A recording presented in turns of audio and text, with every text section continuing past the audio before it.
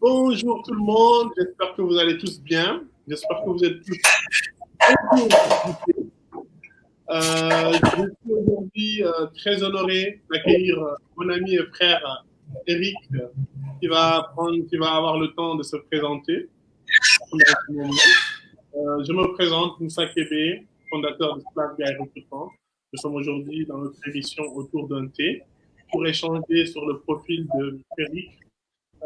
Eric, sans plus attendre, quel est l'intitulé de votre métier? D'accord, bonjour à tous. Bonjour Moussa, bonjour coach. C'est un plaisir d'être là autour du thé. Voilà, on va boire une petite tasse de thé et échanger autour des réalités. Ah oui, là, je prends une petite gorgée. Surtout que le thé fait du bien. D'accord, donc voilà, moi je me nomme Eric Coco, voilà, responsable informatique. L'informatique pour moi, je dirais, c'est comme, c'est avec plaisir que je le fais. Voilà, donc, on peut être responsable du système d'information ou de manager du système d'information.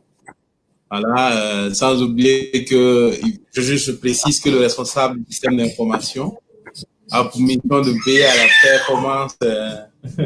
C'est ma fille qui fait le show là. D'accord. C'est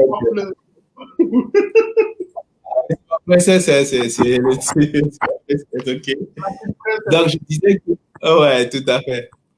Donc, je disais que le responsable du système d'information définir un peu pour besoin, pour mission de veiller à la performance et à l'optimisation des systèmes d'information, d'anticiper les évolutions métiers parce qu'on sait qu'aujourd'hui, le domaine IT évolue très vite, très rapidement, de proposer des projets de développement aussi qui cadrent avec la stratégie de l'entreprise. Donc, dans les entreprises dans lesquelles nous sommes, il y a certaines visions des objectifs que définissent le top management. Donc, le IT aussi a sa main mise dedans parce qu'il doit proposer des projets qui accompagnent cette vision-là, pour faciliter la réalisation de ces objectifs. Donc aujourd'hui, responsable informatique. Excusez, je n'ai pas. Donc, vous êtes un responsable de l'informatique. Du système d'information. Donc, on va venir un peu en détail plus tard. Là, j'ai une question. D'accord. Okay. Quel genre permet d'accéder aujourd'hui à votre poste? Quel genre d'études? Quel parcours scolaire? OK. D'accord. Bon, le genre d'études qui permet d'accéder à ce type de poste est un peu varié. Donc, on a classiquement aujourd'hui, on a ce qu'on appelle, je vais citer un peu tous les diplômes. Voilà, d'autres passent par le baccalauréat H, ensuite des BTS jusqu'au master. Voilà, il y a d'autres aussi qui font de l'électronique et qui aboutissent en tant que responsable du système d'information. Donc, un niveau ingénieur. Et ce qu'il faut, il faut plus, il faut retenir, c'est que des diplômes, il faut une expérience derrière tout cela. Voilà, une connaissance de tout ce qu'il y a comme système d'information et aussi une certaine compétence acquise au cours de plusieurs années. Ça nous donne une ouverture d'esprit qui permet d'être vraiment à l'aise dans ce domaine-là et de proposer des choses extraordinaires. Voilà. Donc, en plus du cursus scolaire, il y a, comment je dirais, cette compétence, ces années d'expérience qu'il faut capitaliser. Et moi, j'ai eu la chance d'être dans plusieurs domaines. Quand je dis domaine, j'ai eu la chance d'être dans l'aérien, où j'ai travaillé dans des systèmes, des solutions passagers pour des compagnies aériennes. Et en plus, dans un domaine industriel où vraiment j'ai eu la chance d'acquérir beaucoup d'expérience. Et c'est tout ça qui fait le responsable du système d'information. OK. On me signale que j'ai un petit problème de son. Apparemment. Ah, d'accord. À mon niveau? Non, ils disent que peut-être que c'est à mon niveau, je ne sais pas. Bon, c'est les aléas du direct. Vous m'entendez très bien, Eric? Oui, je t'entends bien. C'est vrai qu'il y a un petit écho derrière, mais je t'entends très bien. D'accord. Bon, je ne vois pas vraiment d'où provient ce problème. Mhm. Bon, on va voir si ça va s'améliorer tout seul ou peut-être qu'il faut faire un petit break et revenir ou je ne sais pas. Parce que moi, de mon côté, normalement, tous les voyants sont ouverts. Bon, OK. euh, on Mais je reprend. crois que je t'entends mieux maintenant. Tu m'entends mieux? Oui, il n'y a plus d'écho comme ça. Je ne sais pas si les autres aussi, c'est le même, D'accord. la OK. même chose. OK. Quelles sont les évolutions aujourd'hui de votre poste? Aujourd'hui, en tant que responsable informatique, quelles sont les Mhm. évolutions D'accord. Donc, en tant que responsable informatique, déjà, il faut que je précise que le responsable du système d'information, de par sa position au sein de l'entreprise, a une visibilité à 360 degrés sur tous les processus. Ça veut dire que ce soit les achats, la vente, la technique, le contrôle et tout. Il y a une certaine connaissance qui permet d'apporter ce support-là à ces processus-là. Ce qui fait que naturellement, naturellement, il connaît déjà plusieurs processus, que ce soit horizontalement, ça veut dire dans les différentes directions.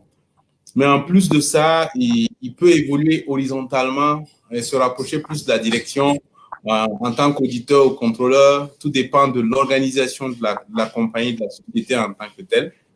Mhm. Voilà, donc il peut bien évoluer horizontalement avec tous les autres processus et être peut-être responsable technique ou des achats et ainsi de suite parce qu'il a dans sa fonction une connaissance sur tous les métiers, ce qui lui permet d'apporter ce support-là à ces métiers de façon technique.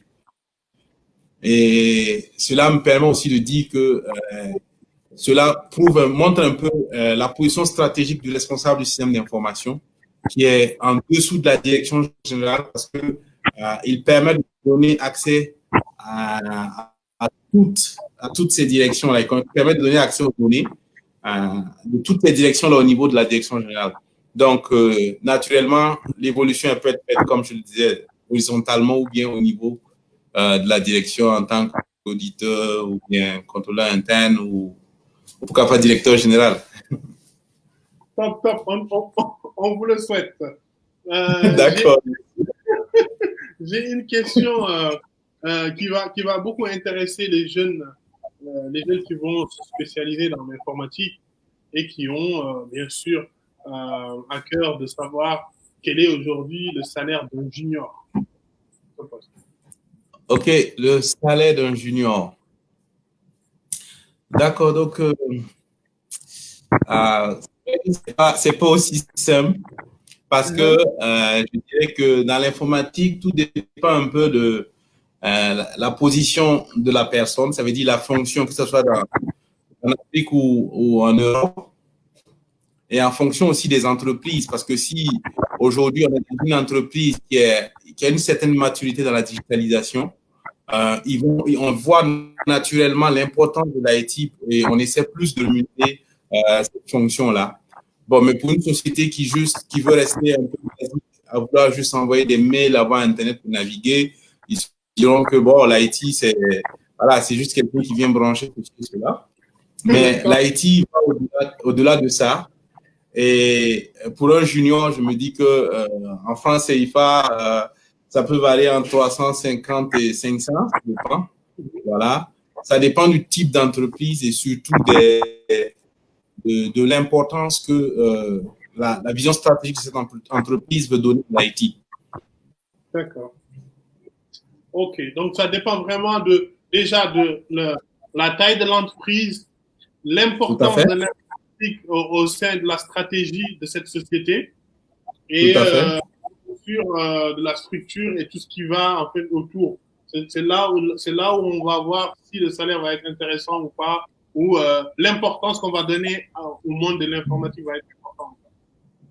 Tout à fait, tout à fait. Ok. Et normalement, aujourd'hui, l'IT est au cœur de tout, hein. Aujourd'hui, l'IT est au cœur de tout ce qu'on fait. Notre premier réflexe le matin, lorsqu'on prend notre téléphone, on a envie de voir les messages WhatsApp, de voir Facebook, de voir LinkedIn.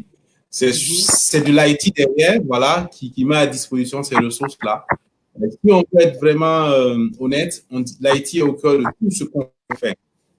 Donc, l'IT doit avoir une place très importante dans nos organisations pour nous donner des dashboards, de la business intelligence, de l'artificiel, de l'intelligence artificielle, pour faciliter la gestion de nos quotidiens. Bon, c'est vrai que c'est pas le cas en Afrique aujourd'hui. Certains se disent, bon, qu'est-ce que je fais, l'IT, qu'est-ce qu'il fait dans ma boîte, tout va bien, tout roule. Mais en réalité, imaginez-vous que on coupe tout le système d'information. On ne peut plus faire des achats échangés par email. Aujourd'hui, on communique par VoIP. Par exemple, la vente qui émettait des documents électroniques et qui imprimaient. Aujourd'hui, ils vont devoir prendre du papier écrit. Donc, du coup, il faut qu'en Afrique, on prenne conscience de l'importance de l'IT, du responsable du système d'information. Le système d'information, c'est un socle pour pouvoir, qui permet à l'entreprise, en réalité, de pouvoir mieux fonctionner.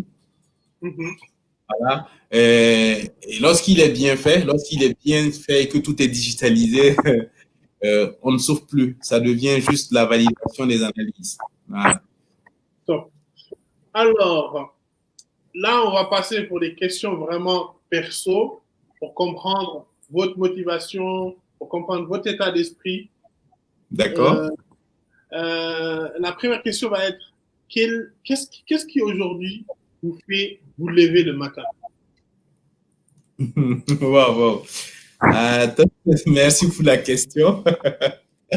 Tu le sais bien que aujourd'hui, la première motivation, c'est déjà notre responsabilité en tant que chef de famille. Voilà. La famille, c'est très important, c'est précieux pour nous. Pouvoir se lever et s'assurer que la famille va bien, que tout se porte bien et qu'on vive dans de bonnes conditions. C'est déjà la première des choses. Mais la deuxième chose, c'est l'amour du métier. Voilà, le métier d'Haïti, c'est vraiment passionnant. C'est vraiment passionnant. Permettre à des gens de travailler aisément, faciliter un peu les traitements, les faciliter l'accès aux ressources. C'est quelque chose d'incommensurable, le fait de cette responsabilité de concevoir des systèmes, de maintenir et de fournir des socles sécurisés pour que les autres acteurs, les autres parties prenantes puissent vraiment faire leur boulot, c'est une fierté. Voilà. Et au-delà de ça, il y a beaucoup de choses qu'on peut rajouter comme, je dirais, il y a la famille, certes, il y a l'amour du travail, mais il y a les projets futurs. Je veux dire, dans les projets futurs, aujourd'hui, c'est maintenant qu'on construit. Hein? On dit il faut battre le fer quand il est chaud. Maintenant, on a cette rage-là, on a cette énergie-là. Quand on pense à cela, on se dit, wow, wake up. Faut être prêt, faut être en face de la chose. Je t'assure. Top. Et donc, Eric, Oui. à notre princesse, comment vous lui décrirez votre journée de travail? Si elle vous posait la question, papa, qu'est-ce que vous faites dans la vie? Qu'est-ce que vous faites toute la journée? Oh. D'accord, d'accord. Bon, c'est vrai que la princesse, elle ne parle pas pour le moment, mais si je devais lui décrire un peu le travail, je vais dire à la princesse, tu sais, ton papa, c'est un génie qui permet à tes tantes et tontons de pouvoir travailler. Voilà, il met les outils nécessaires pour que les gens puissent interagir, que tonton puisse parler à tanti, voilà, qu'il puisse comment je dirais, s'entendre pour fabriquer peut-être le gâteau que tu vas manger le soir. Voilà, et tout ça derrière, il y a, comment je vais dire, bon, c'est vrai qu'elle ne comprendra pas les mots stratégiques qu'il faut trouver. Vraiment, c'est difficile parce que il ne faut pas te piéger parce que par la suite, tu seras amené à expliquer les mots au fur et à mesure, tu vois. Mais je dirais vraiment que ton papa, c'est lui qui est au milieu de tout et qui donne les ressources nécessaires aux autres tontons pour faire des choses merveilleuses. Top, top. Je crois que c'est une belle explication. Merci. Et puis, aujourd'hui, Eric, avec votre expérience, aujourd'hui responsable d'informatique, père de famille, quel est aujourd'hui votre plus bel accomplissement, tant personnel que professionnel? D'accord, d'accord. Oh. Ok, donc, pour moi, l'accomplissement personnel, côté personnel, je dirais que c'est plus ma famille. Voilà, aujourd'hui, j'ai une famille, j'ai une femme superbe et une fille, une princesse. Alors, c'est ma fierté personnelle. Et je sais pas comment je dirais, je dis Dieu merci pour cela. Voilà. C'est comme on le dit, on dit Alhamdoulilah. Je rends grâce à Dieu. C'est ça, non? Je ne sais pas si je m'en sors bien. Ok, super. C'est vrai que dans toute chose qu'on fait aujourd'hui, le côté personnel, c'est être heureux, être dans la joie, partager cela avec des gens qu'on aime, c'est la famille. Voilà, les frères et sœurs, les parents et les oncles. Voilà. Du côté père professionnel, c'est vraiment je dirais, c'est quelque chose d'unique que j'ai eu à faire. Tu vois, Moussa, dans la vie, tout le monde n'a pas l'occasion de participer à la création, à la construction d'un système, que ce soit par exemple dans l'industrie. Moi, j'ai eu cette chance-là, la mise en place d'un système d'information performant pour une industrie, voilà, qui, après, a pu se certifier ISO 9001 et 14001. Voilà, c'est des nuits de travail, des jours de travail en rédigeant des procédures qui vont permettre à chaque processus d'être efficient, de pouvoir fonctionner de façon normale, et aussi de transférer ça, de transcrire ça dans le système, dans le RP. Voilà. Beaucoup de gens aujourd'hui, ils viennent dans les sociétés, ils trouvent déjà des systèmes existants et ils se forment là-dessus. Mais aujourd'hui, moi, j'ai eu cette chance-là d'entrer, trouver que tout était à plat, construire ensemble avec toute une team, mettre un système en place et le système, on évolue, on check, ça ne va pas, on corrige et on repart à zéro. Et jusqu'à là, on est aujourd'hui, comment on dit ça, le système est tellement mature qu'on a l'impression et qu'on peut même se comparer à des sociétés qui ont plus de 10-15 ans. Donc, c'est cette fierté-là. Voilà, c'est du travail de longue haleine, ça veut dire des nuits blanches, travailler peut-être plus de 8 heures par jour, mais c'est cette fierté de partir de zéro et de mettre en place une infrastructure performante et sécurisée et qui fait aujourd'hui voilà, qui se plaint pas et qui peut compétir avec les autres, avec des multinationales, voilà. Et ça a été fait par des Africains. Ça a été fait par des Africains. Et c'est pour dire que l'Afrique regorge de talents, de compétences qu'on ne peut même pas, incommensurables, si je peux me le permettre. Et c'est ces compétences qui vont ailleurs et qui comment je dirais, qui font des merveilles. Et il y en a d'autres qui sont au Burkina, qui sont en Afrique, qui font des merveilles. Et vraiment, c'est une fierté lorsque, étant africain, on travaille sur des projets et on les accomplit même mieux que l'Occident. Voilà. Donc, ça me permet aussi de dire, il faut que en Afrique, on ait confiance à la jeunesse africaine. Parce qu'aujourd'hui, on a tout. On a tout, on a nos richesses qu'on nous vole. On a les compétences nécessaires pour le faire. il faut juste qu'on s'assied autour d'une table et qu'on se dise, allez, on y va. On va ensemble. Je ne vais pas seul parce que seul, je n'ai pas assez de connaissances, mais 20 personnes autour d'un projet, on crée quelque chose de super et puis bon, c'est l'Africain. Donc, faisons confiance aux frères africains et puis bon, on verra ce que ça donnera dans 10 ans. Top. Très, très, très joli. Et si aujourd'hui, vous deviez changer votre poste de travail avec quelqu'un, qui serait cette personne? Wow. La question, elle est top parce que je suis en train de réfléchir. Changer mon poste avec quelqu'un. Mm-hmm. Donc, je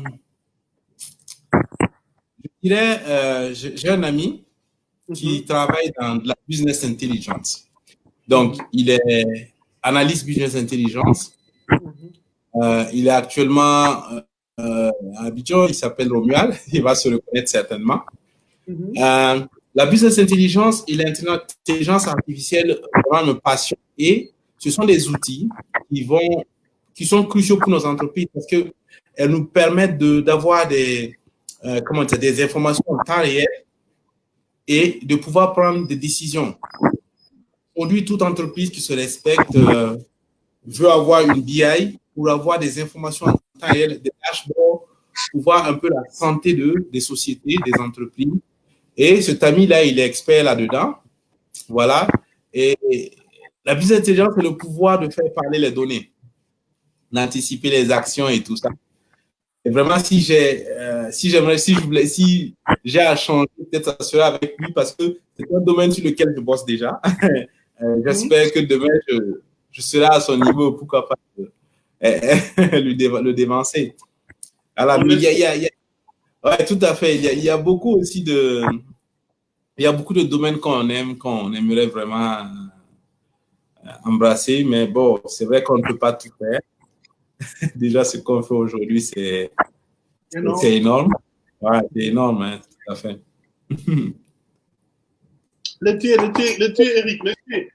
Il faut ah, le thé. Ah oui, c'est vrai, il va refroidir. C'est vrai que le thé, il est intéressant. Et les week-ends, souvent, on part au QG. Voilà, au QG, on boit un premier, un deuxième, et puis bon, on essaie de rentrer en famille.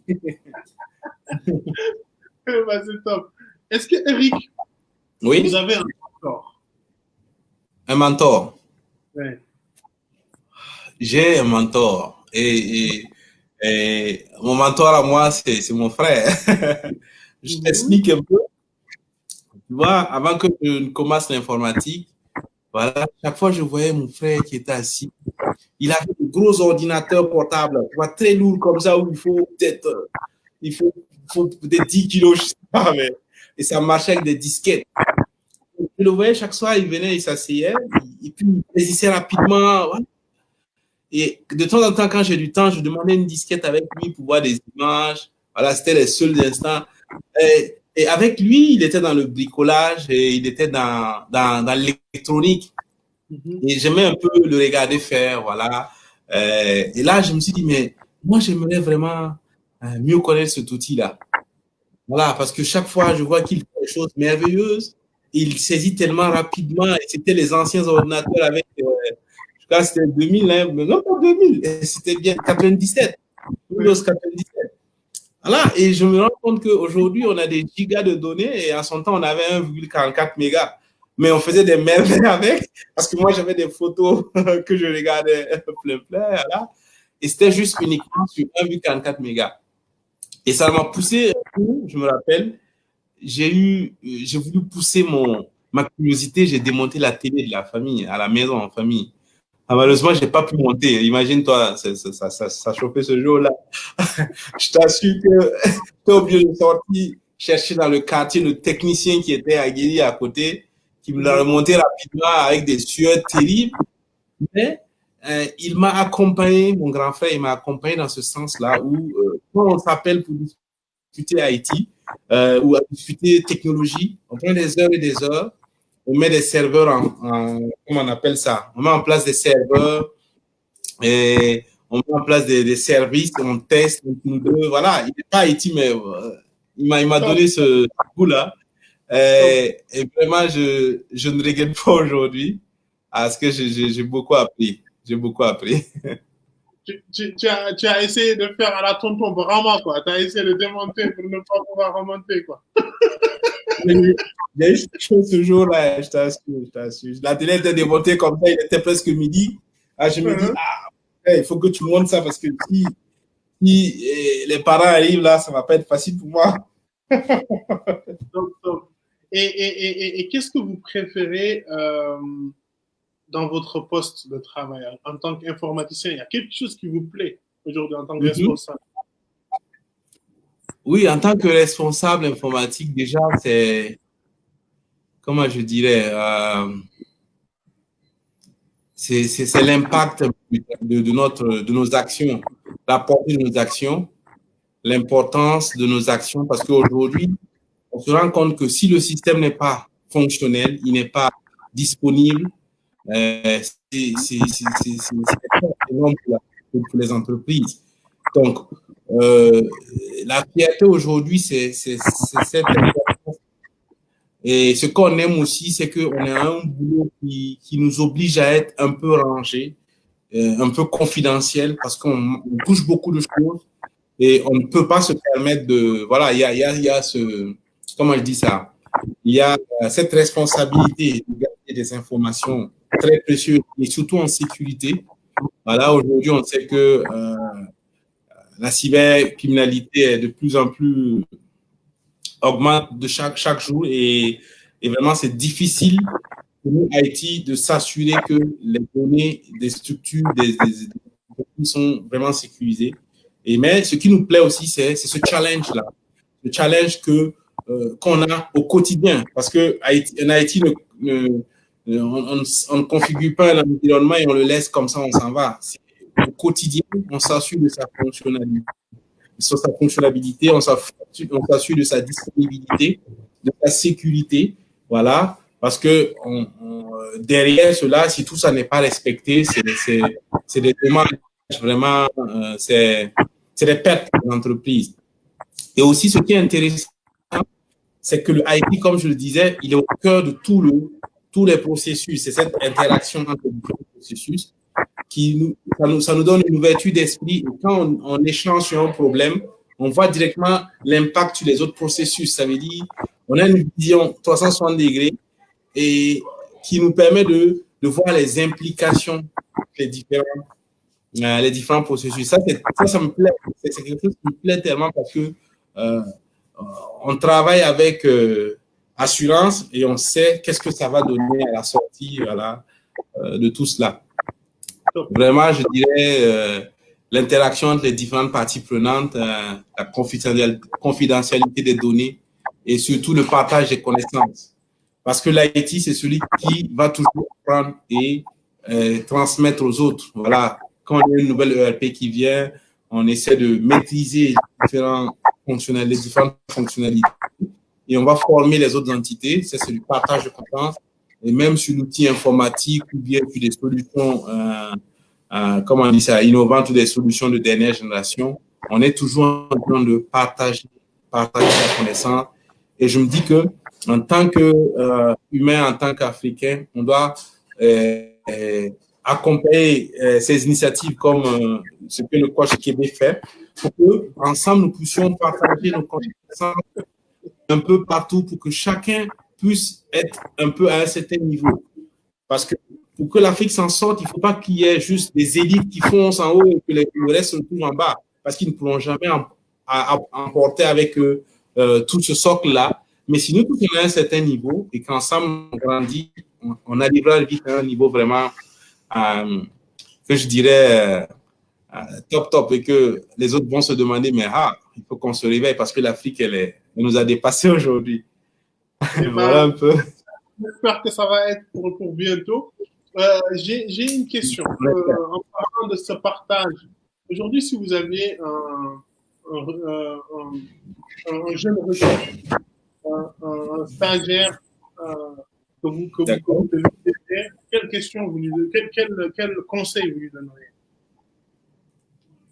D'accord, une jeune recrue ou un stagiaire, du coup, euh, il faut qu'il sache que l'environnement dans lequel on est regorge déjà de certaines connaissances. Ceux qui sont là, il faut chercher à les approcher, apprendre d'eux, de savoir qu'est-ce qu'ils font, de comparer cela par la suite à l'existant, comparer cela à l'existant et innover. Ça veut dire innover. Aujourd'hui, on passe du temps à faire quelque chose en prenant, je prends un bloc, je dépose à droite tous les jours.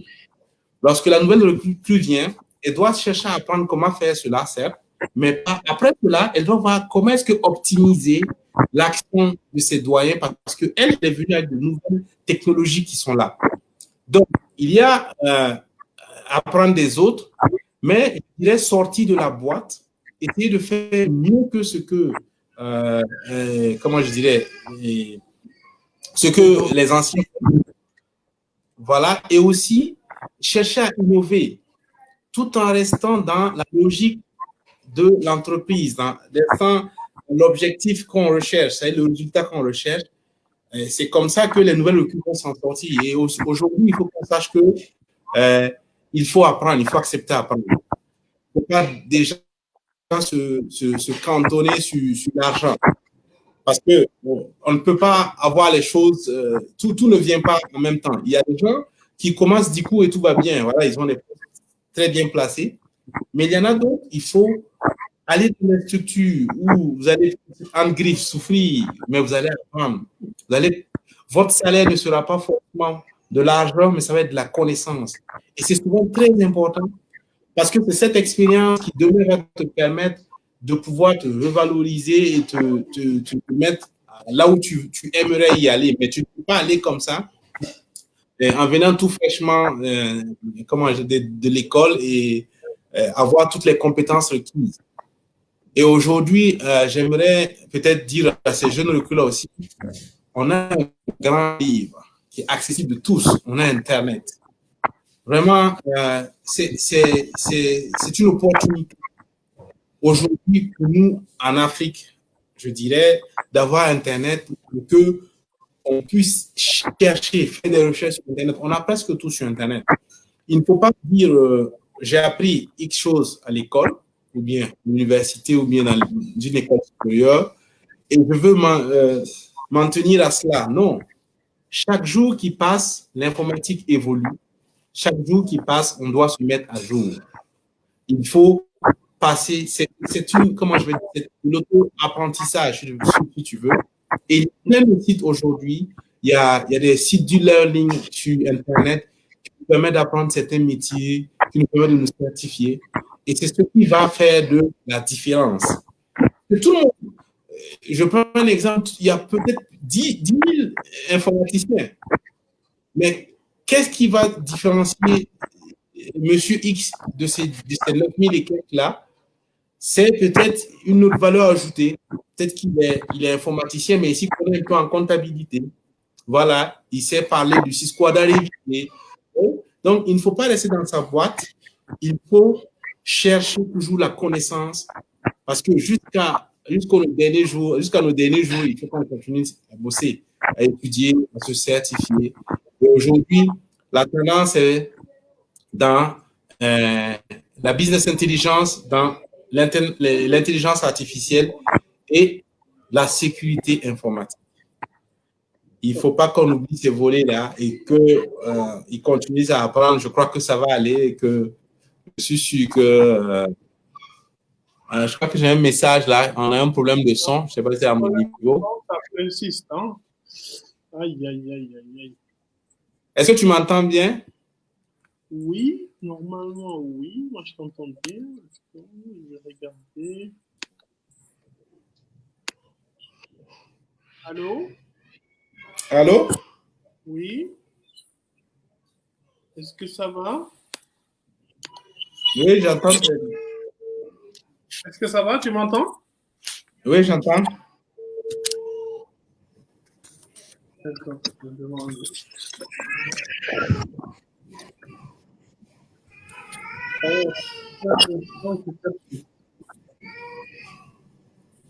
Est-ce que c'est bon?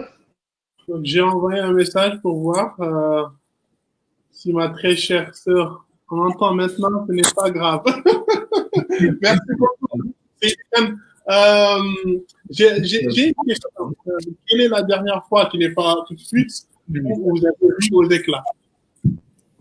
Ah, excuse-moi, je vois un appel du genre là. Je sais pas, tu. J'ai dit, quelle est Oui? la dernière fois où vous avez ri aux éclats? Ah, ok. D'accord. La dernière fois, c'était, je crois que c'est la semaine passée. Euh, j'étais, comment on dit ça, j'étais à Bobo pour quelques jours de congé. J'étais couché et j'avais de l'argent dans ma poche. Tu vois, il y a les poches dans les jeans là. Oui. Et là, je crois que je discutais avec madame et apparemment on parlait d'argent et elle demandait de l'argent, un truc comme ça. En tout cas, elle voulait que je paye quelque chose, un truc de ce genre. Mais je me suis endormi dans le divan et quand je me réveille, je vois que j'ai plus rien dans les poches. Mais qui me les a levés, c'est ma fille qui est venue avec ses petites mains là, elle a mis sa main dans les poches parce que la main débordait. Elle les a pris, elle a pris elle a pris les sous et elle a donné à sa maman. Donc je me dis, ah, tu dis, je me suis, je me suis dit, mais ça c'est une coalition contre moi, il faut que je me réveille rapidement parce que, mais ça, j'étais vraiment dépassé parce que je ne sais pas comment est-ce elle a compris la discussion et elle a eu comment, le feeling, elle est venue, elle a retiré tous mes billets et elle a remis à sa maman. Fais gaffe, J'étais fais gaffe. dépassé. Ah, il faut que je fasse gaffe parce que je crois qu'il y a, il y a comme une coalition contre moi. Ouais, ça, c'est top, c'est top. Merci d'avoir partagé ça avec nous. Aujourd'hui, on est en plein Covid, même si on est en train de continuer. La maladie est toujours là. Est-ce que cette maladie-là a eu un impact sur votre travail? Pour le Covid, vraiment, le Covid a tout chamboulé parce que ça a forcé beaucoup de personnes à travailler en confinement. Et vraiment, on présente déjà nos condoléances aux disparus, aux parents des disparus. Mais le Covid aussi a amené un challenge parce qu'il y avait, comment je dirais, il y avait le besoin de télétravailler, le besoin de fournir des ressources des entreprises aux travailleurs étant à la maison. Et en Afrique, on a un problème, c'est que dans beaucoup de structures en Afrique, les gens n'étaient pas dans cette dynamique-là. Donc, beaucoup de gens n'avaient pas pris en compte des systèmes d'information qui permettaient des accès distants aux ressources de l'entreprise. Beaucoup ne sont pas mis à l'idée qu'un jour, on ne pourrait pas avoir accès aux locaux pour travailler. Beaucoup de gens n'avaient pas pris ces dispositions-là. Covid a obligé certaines sociétés, certaines structures à mettre en place des VPN, des solutions dans le cloud, voilà, à héberger beaucoup de choses, à utiliser des messageries. Bon, je ne veux pas faire de la publicité, mais des messageries qui favorisent la collaboration en entreprise.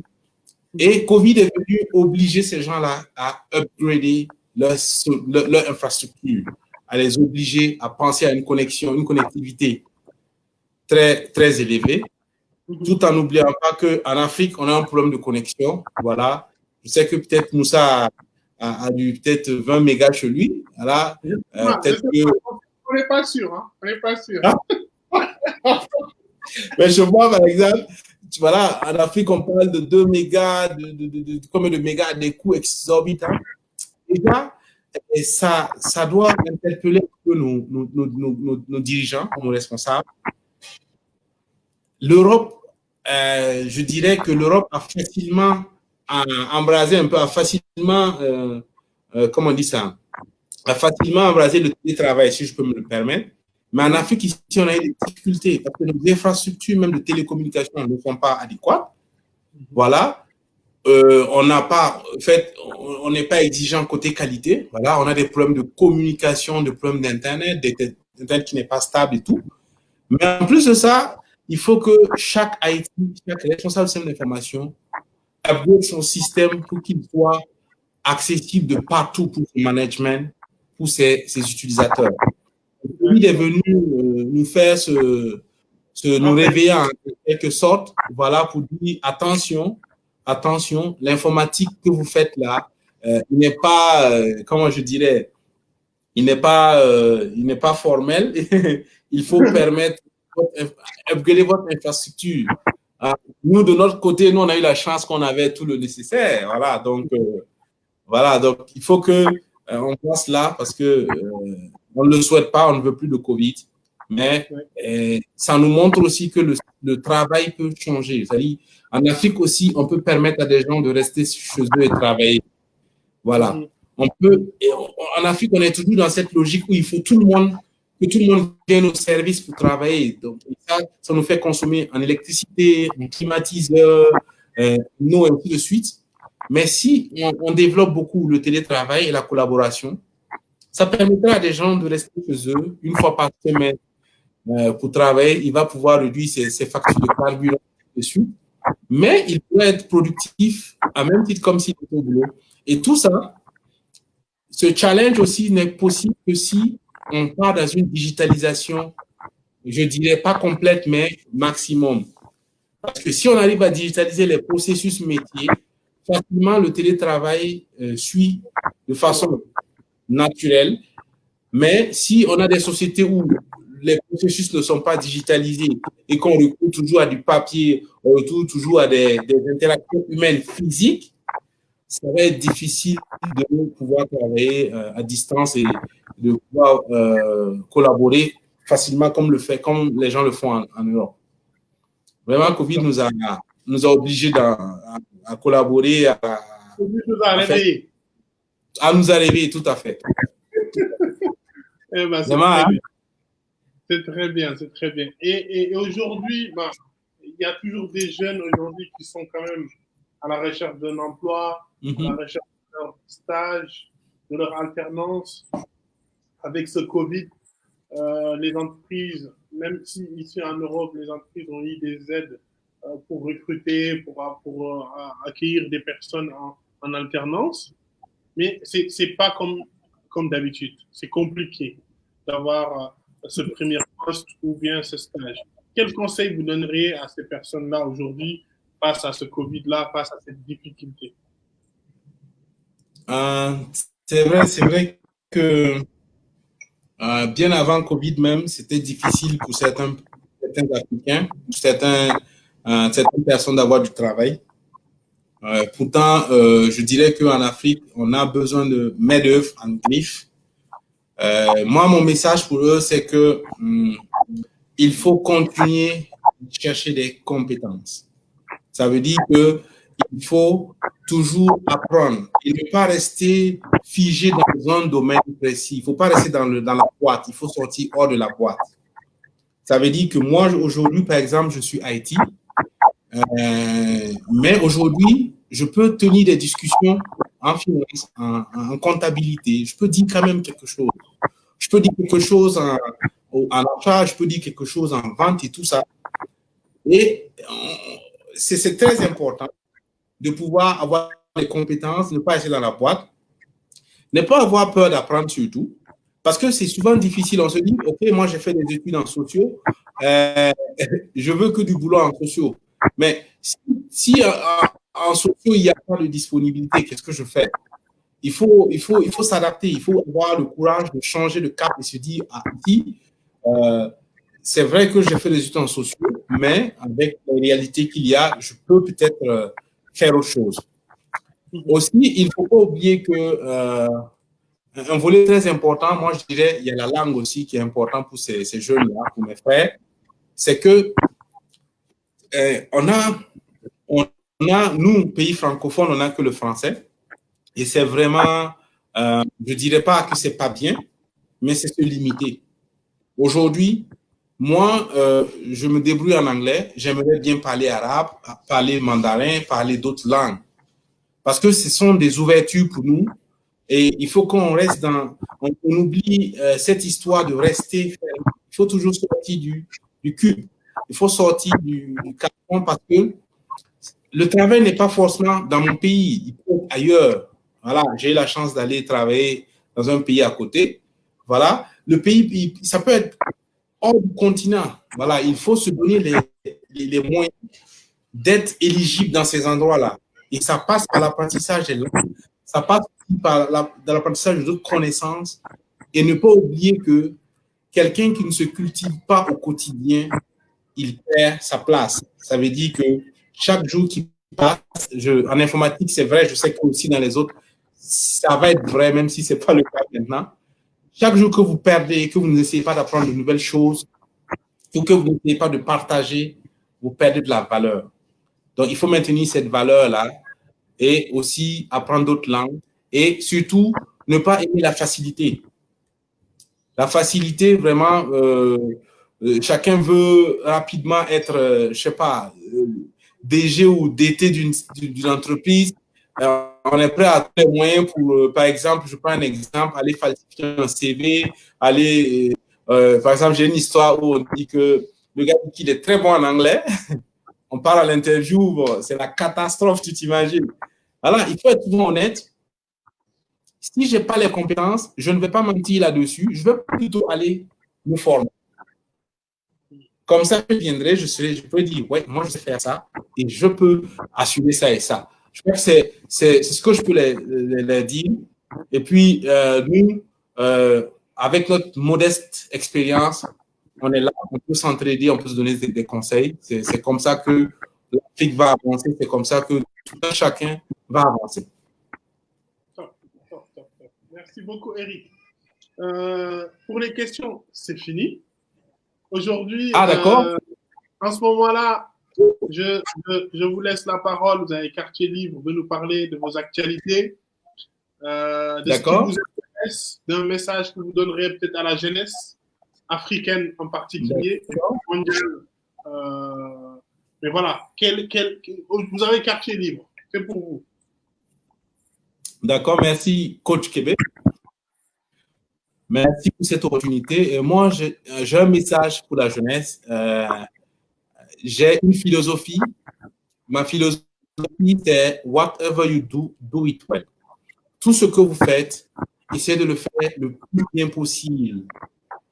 J'ai un message de Martin Luther King qui dit « Si vous ne pouvez pas voler, alors courez. Si vous ne pouvez pas courir, alors marchez. Si vous ne pouvez pas marcher, alors rampez.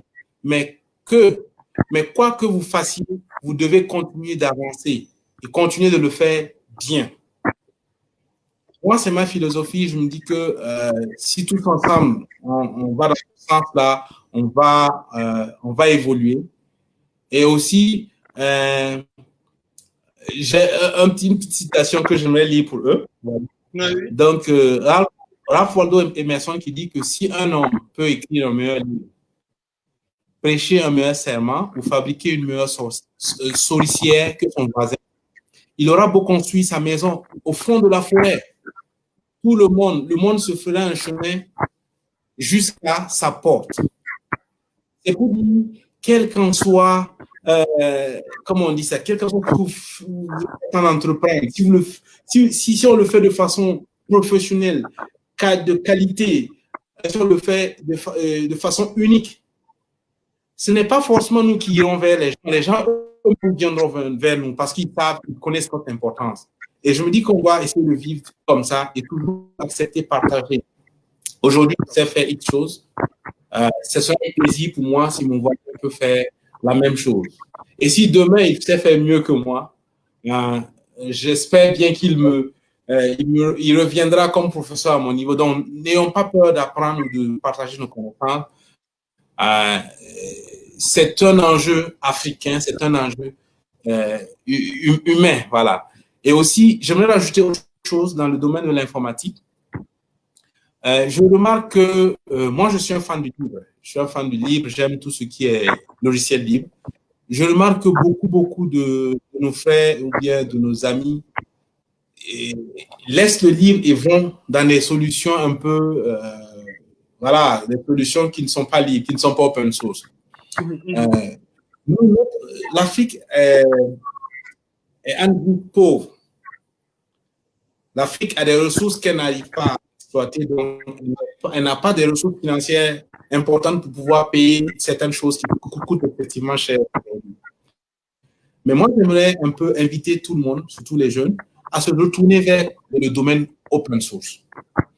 Dans l'open source, on a des choses faciles d'accès, en gratuit, voilà, c'est juste le support que vous payez, mais qui ont surtout certaines fonctionnalités identiques, ou même plus que des solutions qui sont payantes aujourd'hui.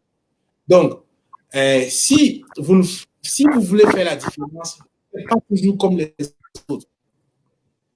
Allez-y dans des solutions qui vont aussi vous permettre de dire, moi, je sais faire ça et je peux faire cela même en plus.